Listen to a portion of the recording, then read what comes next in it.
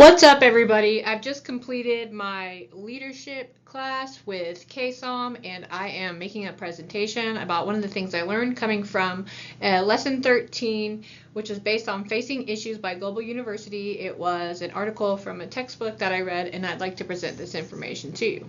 So let's get it. So, as I said, we're looking at this article. It's called Striving for Excellence, and as Celebrate Recovery leaders, this topic is incredibly important because we are representatives of Jesus Christ, Celebrate Recovery, and our local church. Every interaction we have with participants reflects those that we serve. This lesson reminds us that excellence isn't about being perfect. Instead, it's about intentionally giving God our very best. The Apostle Paul encourages believers in 2 Corinthians 13:11 to aim for perfection, or, in other words, continually pursue spiritual maturity and excellence. That mindset should influence every area of our leadership. We've been around for 7 years now or so, and I know that Pastor Karen is really working with us in this area, so I thought this would be perfect to do a training over. So the lesson that I read begins with comparing excellence versus mediocrity. Basically, it explains that mediocrity is just doing the bare minimum that's required. And excellence is all about going beyond expectations and just continually looking for ways to improve. Jesus modeled this in Matthew 5:41 when he said, "If someone forces you to go 1 mile, go with him 2." So in Celebrate Recovery, excellence looks like showing up prepared, arriving early, welcoming new people, praying before meetings, following through on commitments, and looking for opportunities to serve without being asked. Our goal isn't just to run a meeting. Our goal is to create an environment where people experience the love of Christ. One of the most powerful examples in the lesson that I read is Rebecca in Genesis 24. And Abraham's servant only asked her for a drink of water, but she voluntarily offered to water all 10 of his camels as well. It wasn't required, but it demonstrated her servant's heart and her willingness to go above and beyond. The lesson also quotes Booker T. Washington, who said, "Excellence is to do a common thing in an uncommon way." As leaders, excellence often shows up in the little things that no one else even notices. It's setting up chairs, cleaning after meetings, making follow-up phone calls, praying for people throughout the week. Remembering someone's name is even an area of excellence, or just simply noticing when someone seems to be struggling.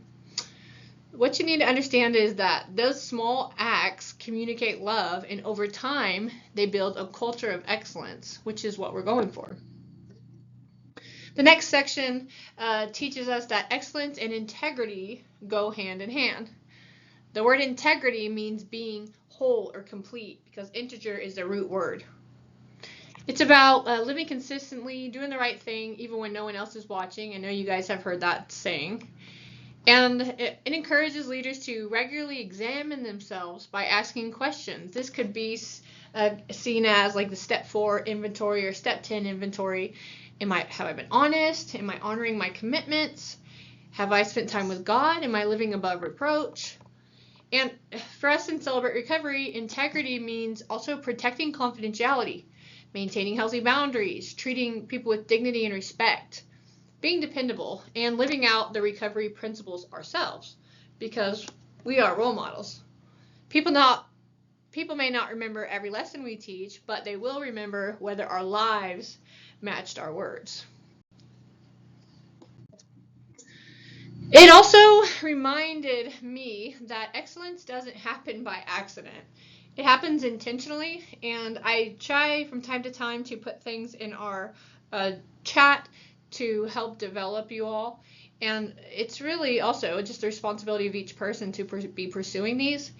And we grow by things like setting goals, staying teachable, we'll find a mentor or sponsor, and just continually pursuing spiritual maturity. It's not going to hunt you down. It's something that you have to do for yourself.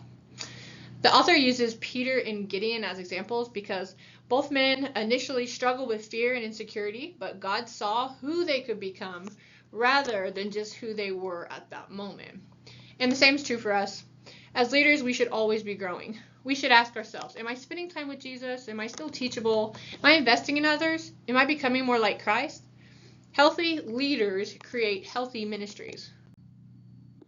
So, how do we put this lesson into practice? Well, there's some practical leadership commitments, and serving with humility, lead with integrity, keep growing, giving our best, and just representing Christ in all that we do. It's not about impressing people or seeking recognition.